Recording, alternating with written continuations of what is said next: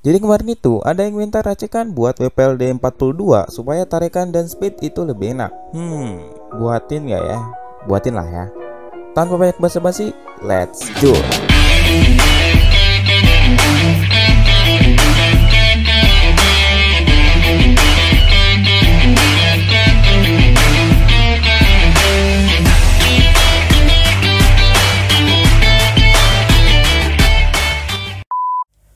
Hai guys, udah lama banget aku nggak bikin video panjang kayak gini karena ya seperti biasa aku masih sibuk sama sekolah. Tapi kali ini aku sempetin buat kalian bikin video kayak gini, video yang durasi panjangnya, video tips and tricks.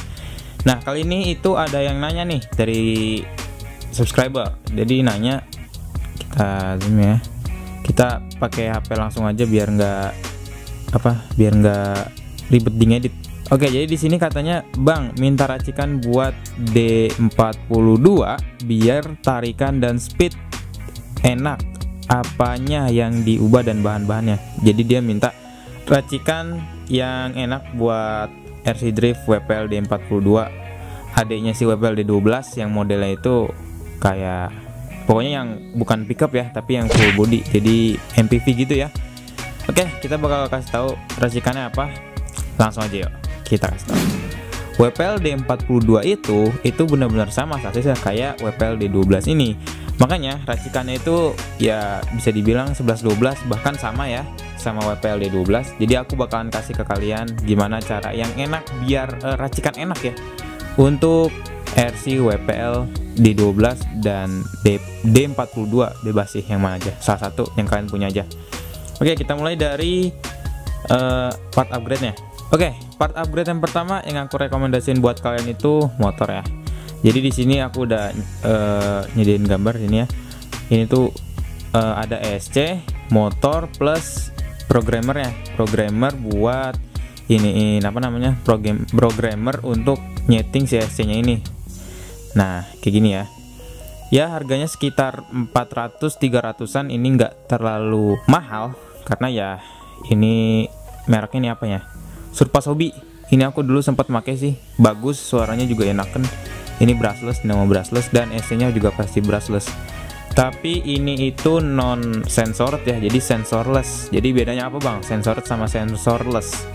Kalau sensored itu biasanya untuk ini ya, apa ya, sensor itu biasanya untuk kontes atau event yang dibutuhkan saat jalan pelan. Jadi kita mau jalan pelan nih RC Drift, jadi kayak buat ya freestyle dari pelan-pelan dulu lah ya. Jadi antara ESC sama motor itu bisa nyatu speednya. Jadi misalnya kita gas maunya berapa persen, contoh 10%, kayak dia jalannya 10%. Tapi kalian sadar nggak nih, kalau ini buat pengguna yang udah make ini ya, yang udah make Dynamo brushless. Jadi kalian sadar nggak sih para pengguna Dynamo brushless, kalau kalian gas ini yang tanpa sensorless, tanpa yang gak ada sensornya, itu pasti itu tuh rasanya tuh agak gerdeg-gerdeg, ya nggak sih? Nah, fungsinya sensor itu untuk menyesuaikan perintah dari ESC ini. Jadi dia sinkron lah ya. Bahasanya tuh bisa sinkron, bisa sesuai sama ESC kayak gitu. Oke. Kita lanjut ke part upgrade yang kedua. Part upgrade yang kedua sebenarnya nggak terlalu penting banget sih, maksudnya nggak terlalu dibutuhin banget lah, karena ini itu servo JX PDI 1181. Ini aku rekomendasiin buat kalian yang mau ganti aja.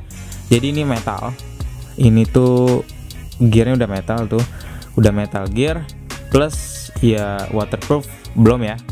Gampang sih waterproofinnya kalau kayak gini nih, kalian tinggal waterproofin aja bisa kalau kayak gini nih. Oke, kita lanjut ke part upgrade yang ketiga. Oke, part upgrade yang ketiga itu pastinya transmitter dong. Kalau transmitter nggak ada, ya wassalam. Mau kayak gimana ngejalaninnya? Nih, transmitter aku rekomendasiin RC6GS. Kenapa RC6GS? Karena RC6GS itu menurutku transmitter paling enak buat dikontrol ya. Karena dia tuh kalau nggak salah, coba kalian bisa lihat di channel sebelah, kalian cari aja deh cara nyeting remote radial link RC6GS. Kalian klik apa, cari aja kayak gitu keyword di YouTube. Itu isinya tuh enak nih. Jadi ini ya, kalau kelihatan sih kelihatan nih. Nah, jadi di sini kalian bisa lihat ini tuh dia ada panah kan, di sini kan di tengah-tengah tuh ada panah. Nah, panahnya ini tuh bisa detail. Jadi dia misalnya 1, jadi dia 1, 2, 2, 3, 3. Jadi nggak kayak apa ya, nggak kayak Dambo RC dan kelasnya gitu. Ini bukan aku ngerendahin, tapi itu fakta gitu loh. Jadi dia tuh bisa detail lah, jadi bisa berapa persen kayak gitu. Nah ini tuh cocok banget, ini tuh transmitter paling sinkron yang paling masuk lah menurutku buat ke Dynamo brushless. Oke, kita lanjut ke part selanjutnya. Nah, part selanjutnya yaitu adalah baterai. Pasti dong harus upgrade baterai. Ya kali kita udah pakai brushless, masih pakai baterai bawaan kan nggak lucu. Nah, di sini aku rekomendasiin seperti biasa, ini baterai harga tidak merakyat. Baterai harga tidak merakyat, tapi insya Allah sih ini lebih awet dibanding merek-merek baterai lainnya. Karena ini tuh merek-merek baterai yang biasa dipakai sama kontes buat kontes. Ini baterai Onbo 2200 mAh 11,1 volt alias 3S tuh, 3S 11,1 volt. Nah, ini aku rekomendasiin karena untuk memaksimalkan kinerja ESC ya. Karena semakin banyak sel yang kita pakai, itu pastinya tenaga akan jauh lebih besar yang dihasilkan. Tapi lihat dulu di buku manualnya. Kalau dia mampu cuma sampai 3S, ya pakai 3S paling maksimal. Kalau misalnya dia mampunya bisa sampai 5S atau bahkan 6S, ya udah silakan kalian boleh beli yang 6S. Tapi sih aku baca-baca dia tuh rekomendasinya atau standarnya ini cuma di 3S aja sih. Oke. Kita lanjut lagi ke part selanjutnya. Oke, part upgrade selanjutnya yaitu gyro. Jadi di sini gyro RBRC. Jadi fungsi gyro apa, Bang? Jadi fungsi gyro itu sebenarnya cuma buat kayak pemula aja sih, bukan ngeremehin atau kayak gimana ya. Kalau gyro tuh ibaratnya saat RC kita lagi mau manuver, ini yang kegeser ya.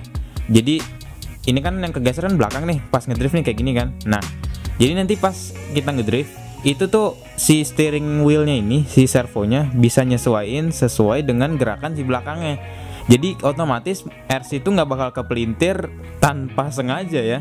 Jadi nggak bakal kepelintir. Biasa kita kan kalau gagal drift tuh gara-gara mungkin kita telat belok, atau bahkan kita udah belok duluan padahal belum waktunya. Itu kan gara-gara itu kalau gagal drift. Nah, gyro itu fungsinya seperti itu, untuk menstabilkan atau untuk menyamakan antara gerakan belakang serta ini nih sama gerakan servonya kiri kanannya. Itu aku rekomendasiin banget sih buat RC drift. Kalau RC drift buat pemula nggak ada kayak gituan, wassalam, belajarnya agak-agak ribet. Oke, tapi kalau misalnya kalian udah terbiasa tanpa gyro, kalian udah bisa ngedrift, kalian udah punya feel buat ngedriftnya, ya nggak perlu juga, nggak terlalu perlu lah. Oke, kita lanjut ke part setelah ini. Oke, sebenarnya bisa dibilang ini tuh part yang nggak terlalu harus di-upgrade, tapi kalau kalian punya uang lebih, mending upgrade ke beberapa part ini. Jadi di sini aku punya Hobbywing Quick Run 10BL60, Quick Run 10BL60 yang sensored nih, yang udah ada sensornya. Oh ya, for your information lagi, aku tadi lupa. Sensored itu dia belum ngedukung waterproof ya. Kalian mau buat waterproof juga nggak bakal bisa, karena dia itu emang kabel, membutuhkan apa ya, kabelnya itu emang kabel sensor, bisa dilepas pasang. Kalau misalnya modelannya kayak mungkin kayak ke receiver gitu ya, ke apa, kabel SC ke receiver itu mungkin kan masih bisa waterproof, tapi ini udah benar-benar enggak, karena emang sensor dia ya kan. Kalau misalnya itu kan, kalau misalnya kabel SC atau kabel baterai itu kan cuma ngasih arus aja, tapi kalau itu tuh sensor, sekali kena air udah wassalam, bubar. Oke, jadi di sini aku rekomendasiin buat kalian yang punya uang lebih, ini sih bener-bener ini udah kelas, mungkin udah kelas nasional ini ya. Rata-rata sih para drifter RC drifter profesional rata-rata makanya Quick Run 10BL60, karena dia sudah memiliki sensor yang bisa dibilang sensornya itu di atas rata-rata, sensornya itu bekerja dengan baik lah. Makanya kalau kalian punya uang lebih ya pakai ini aja, dan dia juga ada plus kipas di sini ya. Tuh, ini udah bagus banget sih. Tuh kayak gini. Oh ya, bagi kalian tadi kan yang aku bilang itu, kalau misalnya kalian mau upgrade kayak gini, pastikan uang kalian itu sangat-sangat mendukung ya, karena ini tuh harganya bener-bener nggak merakyat banget. Ini harganya itu hampir 1 juta, mendekati 1 juta. Tapi rata-rata harga di e-commerce Indonesia itu masih di bawah 1 juta sih. Jadi ya buat kalian yang mau bener-bener proper ya pakainya ini. Oke, kita lanjut ke part upgrade yang aku lebih rekomendasiin selanjutnya. Oke, di sini juga ini motor apa ya? Motor setan bisa dibilang ya. Jadi di sini itu motor brushless, sama-sama brushless. Ini tapi sambungannya sama si itulah, sama si Hobby yang tadi. Ini tuh Serun, motor Serun Bandit 3400 kV 13,5T sensored stock. Oke, jadi sini tuh dia memiliki kilovolt mencapai 3400. Sorry. Ini motor gila banget. Mantep banget sih ini motor kayak gini. Ini tuh bisa dibilang 3 kali harganya juga menggila banget, bisa dibilang 3 kali dari harga motor yang tadi itu, yang harganya mungkin itu tadi cuma 250-an. Ini harganya bisa sampai 600 sampai 700-an satunya, cuma kayak gini doang. Berarti kalau kalian tambahin sama yang tadi itu harga 800, ya berarti harganya sekitar 1,6 sampai 7-an lah harganya. Kalau kalian beli kayak gininya doang, belum remote dan lain-lain sebagainya. Oh ya, sekarang aku mau jelasin nih. Jadi di sini kalian paham nggak? Di sini tuh ada tulisan 3400 kV. Ada yang tahu nggak nih maksudnya apa? Jadi kayak gini, 3400 kV itu menandakan dia itu kecepatannya mencapai 3400. Masa kayak gini? Jadi 3400 itu kalian kalikan dengan jumlah voltase baterai kalian. Baterai contohnya kan 3S 11,1. Kalau enggak apa ya? Baterai 2S deh. Kalau baterai 2S kan 7,4 volt. Kalau baterai 3S 11,1. Nah, berarti ini tuh tinggal kalian kalikan 3400 dikalikan dengan 11,1 volt. Hasilnya berapa? Dan itulah hasil putaran per menitnya. Kita coba kaliin dulu yuk, sebentar ya. Nah, hasilnya aku dapat segini, 3400 kali 11,1. Hasilnya itu 37,740. Nih, tuh ya. Kelihatan ya. 37,740, yang berarti motor tersebut bisa berputar 37.740 per menitnya. Jadi 1 menit itu bisa berputar sebanyak ini. Oke, sebanyak ini tuh dia bisa muter. Nah, kan kalau Bang kok lebih ribet sih dibandingkan sama motor brushless? Ya jelas, karena mekanisme kerjanya juga beda ya. Kan namanya juga brushless, less tanpa brush atau sikat. Kalau brushless kan itu kan ngitungnya dari jumlah titnya ya, dari jumlah T-nya ya. Jumlah T-nya itu contoh. Oh ya nih, ada for information dulu. Jadi ini berhubungan sama yang ini, sama yang sekarang. Jadi kan kalau kalian lihat kan, kalian perhatiin itu kalau patokannya kalau motor brushless itu kan T ya atau tit ya. Jadi kalau semakin banyak angka T-nya, misal 45 T, berarti torsinya itu yang dapat dibandingkan dengan speednya.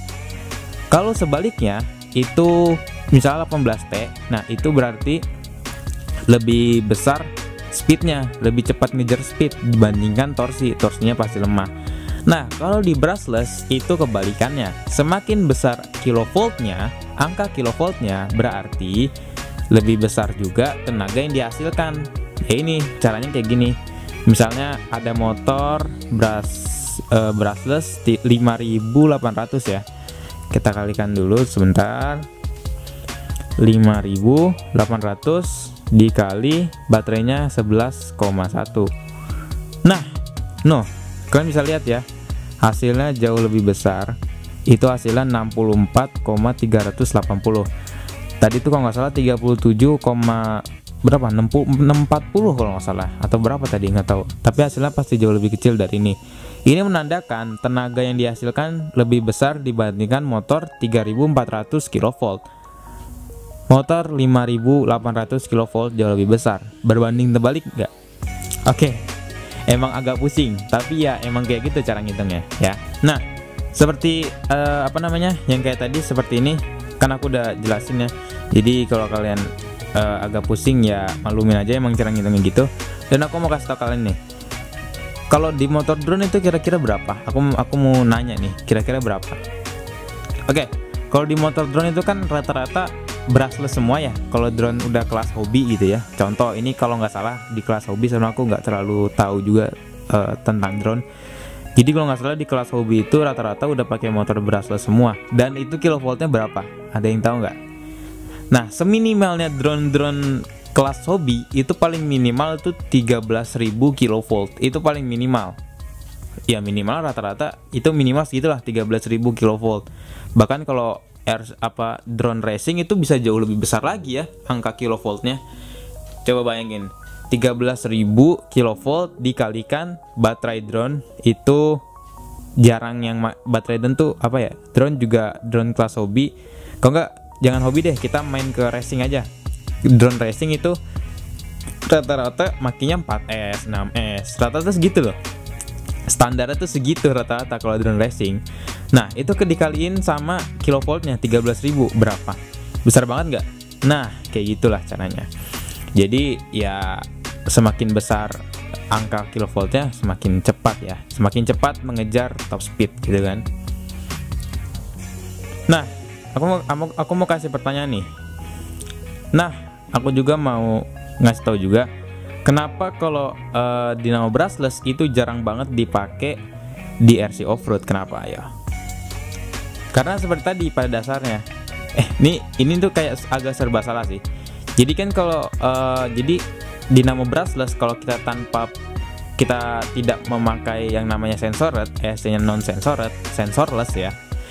Nah itu kan otomatis gerdek ya di jalan pelan gitu kan, gerdek deg ya kayak motor Matic kampas gandanya belum dibersihin aja lah, itu kan gerdek parah tuh ya. Nah kayak gitu tuh rasanya, drek kayak gear yang ngelos, padahal mah enggak, emang karena putaran motornya tuh strong ya, magnetnya tuh jauh lebih strong. Nah aku mau tanya nih, kenapa bisa kayak gitu? Ya karena tadi non sensored. Kalau kita pakai yang sensor, ganti air. Kan RC Offroad kan habitatnya di alam, terbuka, bebas dan ya bebas lah pokoknya, di mau obstacle apapun harus siap kan kalau RC Offroad, mau lumpur, air, dan sementara RC sensor itu nggak tahan air. Makanya rata-rata sekarang RC Offroad itu tetap memakai yang namanya dinamo brushed dibandingkan dinamo yang brushless kayak begitu. Karena dinamo brushed tuh putarannya jauh lebih halus ya, karena dia emang magnetnya tuh nggak terlalu dibutuhkan karena dia masih ada yang namanya brush atau sikatnya, dan itu masih membantu gesekan untuk berputarnya motor dibandingkan dengan dinamo brushless yang sangat membutuhkan magnet. Makanya magnet itu lebih strong, makanya dia gerakan lagi grek. Kalau dinamo brush itu kayak gini geraknya, smooth. Oke. Smooth nggak ada. Oke, kayak gitu sih kira-kira. Nah tapi gimana bang, kok ada sih yang make motor brushless RC Offroad, atau di channel sebelah tuh ada aja yang make brushless? Ya kayak gitu. Mungkin bisa aja dia make gearbox dual speed juga masih bisa sih, tapi walaupun nggak mengcover gerdeknya itu, kegerdekan dinamo brushless itu 100% enggak. Ya hanya beberapa persen, 50%-an aja sih nge-cover kalau pakai gearbox dual speed kan ada tuh ya. Dan harganya itu juga benar-benar nggak merakyat sih kalau kata aku ya. Oke, kira-kira kayak begitu sih penjelasannya. Oke, jadi itu aku udah jawab tadi ya, subscriber setia. Aku udah jawab kayak gimana racikan yang bagus buat WPLD 12 serta penjelasan perbedaan motor brushless, apa itu kilovolt, apa itu tit atau gigi pada motor dinamo. Oke, kira-kira mungkin segitu ya videonya. Mohon maaf jika ada kesalahan dan kekurangan, and see you next time. Bye bye.